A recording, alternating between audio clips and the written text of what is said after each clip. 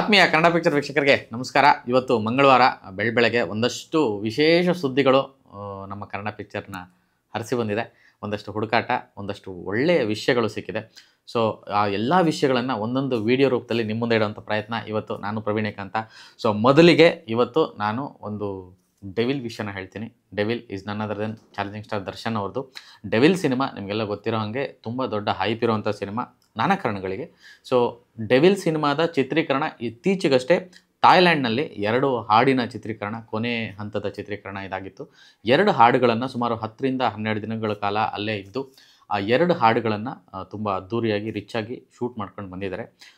So ಇವತ್ತು ಬೆಳಗ್ಗೆ ನಾನು ಚಿತ್ರತಂಡವನ್ನು ಸಂಪರ್ಕಿಸಿದಾಗ ಈ ಸಿನಿಮಾ ಅಪ್ಡೇಟ್ಗಳನ್ನ ಕೇಳಿದಾಗ ನನಗೆ ಬಂದಂತಹ ಒಂದಷ್ಟು ಮಾಹಿತಿಯನ್ನು ನಿಮ್ಮ ಮುಂದೆ ಹಂಚ್ಕೊಳ್ಳೋಂಥ ಪ್ರಯತ್ನ ಇದು. ಸೊ ಮೊದಲಿಗೆ ಡೆವಿಲ್ ಸಿನಿಮಾದ 2 ಹಾಡು ಕಂಪ್ಲೀಟ್ ಆಗಿದೆ. ಅದರ ಜೊತೆಗೆ ಈ ಸಿನಿಮಾದ ಡಬ್ಬಿಂಗ್ ಕೆಲಸಗಳು ಸಂಪೂರ್ಣ ಆಗಿದೆ. ಅಂದರೆ ಸಿನಿಮಾ ಆಲ್ಮೋಸ್ಟ್ ರೆಡಿ ಆಗ್ತಾ ಇದೆ. ಅಂದರೆ ಈಗಾಗಲೇ ಸಿನಿಮಾ ಶೂಟಿಂಗ್ ಹಂತದಿಂದಲೇ ಅವರು ಪೋಸ್ಟ್ ಪ್ರೊಡಕ್ಷನ್ ಕೆಲಸಗಳನ್ನು ಮಾಡ್ಕೊಂಡು ಬರ್ತಿರೋದ್ರಿಂದ ಪ್ಯಾರಲಲ್ ಆಗಿ. ಸೊ ಈಗಾಗಲೇ ಆಲ್ಮೋಸ್ಟ್ ಎಂಡಿಂಗ್ ಸ್ಟೇಜಲ್ಲಿದೆ. ಈಗ ಈ ಎರಡು ಹಾಡುಗಳು ಏನು ಶೂಟ್ ಮಾಡಿದ್ದಾರೆ, 2 ಹಾಡನ್ನು ಜಾಯಿನ್ ಮಾಡಿ ಅದರ ಜೊತೆಗೆ ಈ ಡಬ್ಬಿಂಗ್ ಎಲ್ಲ ಕಂಪ್ಲೀಟ್ ಆಗಿರೋದ್ರಿಂದ ರೀ ರೆಕಾರ್ಡಿಂಗ್ ಕೆಲಸಗಳಲ್ಲಿ ತೊಡಗಿಸ್ಕೊಂಡಿದ್ದಾರೆ. DTS DI ಈ ಎಲ್ಲ ಕೆಲಸಗಳಲ್ಲಿ ಅವರು ತೊಡಗಿಸ್ಕೊಂಡಿದ್ದಾರಂತೆ.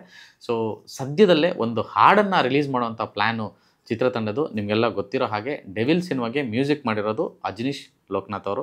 ಅಜನೀಶ್ ಲೋಕನಾಥ್ ಅವರು ಸಂಗೀತ ನಿಮಗೆಲ್ಲ ಗೊತ್ತಿರೋ ಹಾಗೆ ಎಷ್ಟು ಸೂಪರ್ ಹಿಟ್ ಹಾಡುಗಳನ್ನು ಕೊಟ್ಟಿದ್ದಾರೆ, ಬ್ಯಾಕ್ ಟು ಬ್ಯಾಕ್ ಹಿಟ್ಗಳನ್ನು ಕೊಟ್ಟಿರೋಂಥ ಒಂದು ಮ್ಯೂಸಿಕ್ ಡೈರೆಕ್ಟ್ರು. ದರ್ಶನ್ ಅವರ ಮತ್ತು ಅಜನೀಶ್ ಅವರ ಕಾಂಬಿನೇಷನ್ ಮೇಲೆ ತುಂಬ ದೊಡ್ಡ ನಿರೀಕ್ಷೆ ಇದೆ. ಆ್ಯಂಡ್ ಮೋರ್ ಓವರ್ ಈ ಸಿನಿಮಾನ ಡೈರೆಕ್ಟ್ ಮಾಡ್ತಿರೋದು ಪ್ರಕಾಶ್ ವೀರ್ ಅವರು. ಪ್ರಕಾಶ್ ಅವರು ನಿಮಗೆಲ್ಲ ಗೊತ್ತಿರೋ ಹಾಗೆ ಮಿಲನ, ಖುಷಿ, ರಿಷಿ ಎಷ್ಟೆಷ್ಟು ಒಳ್ಳೊಳ್ಳೆ ಸಿನಿಮಾಗಳು ಕೊಟ್ಟಿರೋಂಥ ಡೈರೆಕ್ಟ್ರು. ದರ್ಶನ್ ಅವ್ರ ಜೊತೆಗೆ ತಾರಕ್ ಅನ್ನೋ ಸಿನಿಮಾನ ಮಾಡಿದಂಥ ಡೈರೆಕ್ಟ್ರು. ಜೈಮಾತಾ ಕಂಬೈನ್ಸ್, ಪ್ರಕಾಶ್ ವೀರ್ ಅವರ ಸ್ವಂತ ಬ್ಯಾನರು ಜೈಮಾತಾ ಕಂಬೈನ್ಸ್ ಆ ಒಂದು ಲಾಂಛನದಲ್ಲಿ ಈ ಸಿನಿಮಾ ರೆಡಿ ಆಗ್ತಿರೋದು. ತುಂಬ ಅದ್ಧೂರಿ ನಿರ್ಮಾಣ, ಬಹುಕೋಟಿ ವೆಚ್ಚದಲ್ಲಿ, ಅಂದರೆ ತುಂಬ ದೊಡ್ಡ ಮಟ್ಟದ ದೊಡ್ಡ ಸ್ಕೇಲ್ನಲ್ಲಿ ಮಾಡಿರುವಂಥ ಸಿನಿಮಾ ಡೆವಿಲ್ಲು. ಸೊ ತುಂಬ ಟೈಮ್ ತೊಗೊಂಡಿದ್ದಾರೆ. ಅದಕ್ಕೆ ಕಾರಣಗಳು ನಿಮಗೆಲ್ಲ ಗೊತ್ತಿದೆ. ಬೇರೆ ಬೇರೆ ಕಾರಣಗಳು ನಿಮಗೆಲ್ಲ ಗೊತ್ತಿದೆ. ಅದನ್ನು ಪ್ರತ್ಯೇಕವಾಗಿ ನಾನು ಬಿಡಿಸಿ ಹೇಳೋ ಅಗತ್ಯ ಇಲ್ಲ. ಸೊ ಅದನ್ನೆಲ್ಲ ಹೊರತುಪಡಿಸಿದರೆ ಸಿನಿಮಾ ವಿಚಾರಕ್ಕೆ ಬಂದರೆ ಈ ಸಿನಿಮಾದ ಒಂದು ಹೈಪು, ಕ್ರೇಜು ಸೋಷಿಯಲ್ ಮೀಡಿಯಾದಲ್ಲಿ ನೋಡ್ತಿರ್ತೀರಾ ಅಥವಾ ಹೊರಗಡೆ ನೋಡ್ತಿರ್ತೀರಾ, ಹೊರಗಡೆ ಕೇಳ್ತಿರ್ತೀರಾ. ತುಂಬ ದೊಡ್ಡ ಮಟ್ಟದ ಕ್ರೇಜು ಈ ಸಿನಿಮಾ ಮೇಲೆ ಸೃಷ್ಟಿಯಾಗಿರುವಂಥದ್ದು. ಸೊ ಇಂಥ ಸಂದರ್ಭದಲ್ಲಿ ಈ ಸಿನಿಮಾದ ಒಂದು ಅಪ್ಡೇಟ್ ಕೊಡಬೇಕು, ಈ ಸಿನಿಮಾ ಏನು ನಡೀತಾ ಇದೆ ಅಂತ ಕೆಣಕಿದಾಗ ನಮಗೆ ಸಿಕ್ಕಂಥ ಮಾಹಿತಿ ಇಷ್ಟು. ಸೊ ಈ ಸಿನಿಮಾದಲ್ಲಿ ದರ್ಶನ್ ಅವರು ಈಗಾಗಲೇ ಒಂದು ಮೋಷನ್ ಪೋಸ್ಟರ್ ರೀಸೆಂಟ್ಲಿ ಬಿಟ್ಟರು.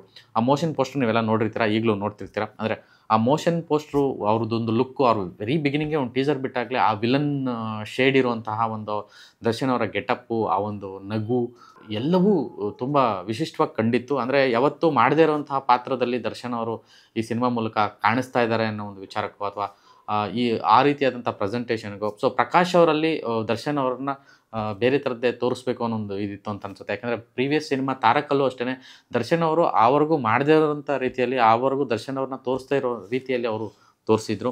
ಸೊ ಡೆವಿಲ್ ಸಿನಿಮಾ ಸುತ್ತಲೂ ಕೂಡ ಈ ಥರದ್ದು ಒಂದಷ್ಟು ಕುತೂಹಲಭರಿತ ವಿಷಯಗಳಿದೆ. ಅದು ಏನು ಅನ್ನೋದನ್ನು ಒಂದೊಂದಾಗಿ ಬಿಡ್ತಾ ಹೋಗ್ತೀವಿ ಅನ್ನೋದು ಚಿತ್ರತಂಡದ ಮಾತು.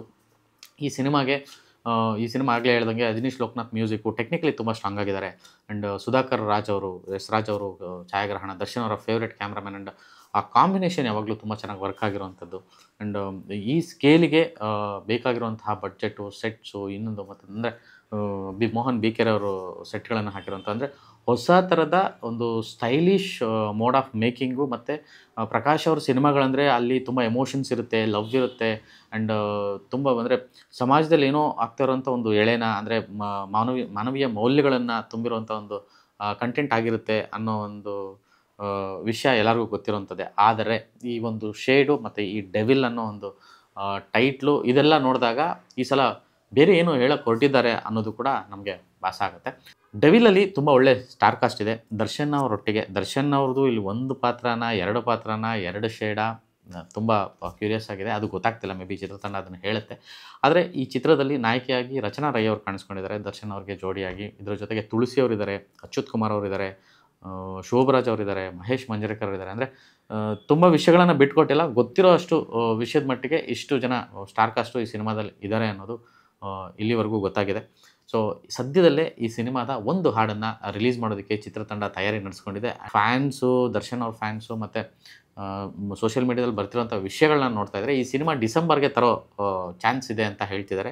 ಸೊ ಖಂಡಿತವಾಗ್ಲೂ ಇಂಡಸ್ಟ್ರಿ ಒಂದು ಒಳ್ಳೆ ರಿದಮಲ್ಲಿದೆ. ಆ್ಯಂಡ್ ಬ್ಯಾಕ್ ಟು ಬ್ಯಾಕ್ ಎಲ್ಲ ಸಿನಿಮಾಗಳು ಚೆನ್ನಾಗಿ ಆಗ್ತಾ ಇದೆ.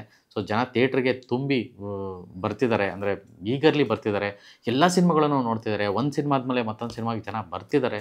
ಸೊ ಇಂತಹ ಒಂದು ಸಂಭ್ರಮದಲ್ಲಿ ನೆಕ್ಸ್ಟ್ ಸಿನಿಮಾಗಳು ಬ್ಯಾಕ್ ಟು ಬ್ಯಾಕ್ ಸಿನಿಮಾಗಳಿದೆ, ತುಂಬ ದೊಡ್ಡ ದೊಡ್ಡ ಸಿನಿಮಾಗಳಿದೆ, ದೊಡ್ಡ ನಿರೀಕ್ಷೆಯ ಸಿನಿಮಾಗಳಿದೆ. ಆ ಸಾಲಿಗೆ ಡೆವಿಲ್ ಕೂಡ ಈಗ ಸೇರ್ಪಡೆ ಆಗ್ತಿದೆ. ಚಿತ್ರತಂಡದಿಂದ ಬಂದಿರುವಂತಹ ಮಾಹಿತಿ ಪ್ರಕಾರ ಇದೇ ವರ್ಷ ಈ ಸಿನಿಮಾ ರಿಲೀಸ್ ಆಗುತ್ತೆ. ಸೊ ಡೆವಿಲ್ ಬಗ್ಗೆ ಇನ್ನೊಂದಷ್ಟು ಅಪ್ಡೇಟ್ಸ್ನ, ಈ ಸಿನಿಮಾ ಬಗ್ಗೆ ಇನ್ನೊಂದಷ್ಟು ವಿಶೇಷ ವಿಚಾರಗಳನ್ನ ನಾನು ಹೊತ್ತರ್ತೀನಿ. ಸೊ ಇವತ್ತಿಗೆ ಸಿಕ್ಕಿರುವಂತಹ ಮಾಹಿತಿ ಇಷ್ಟು.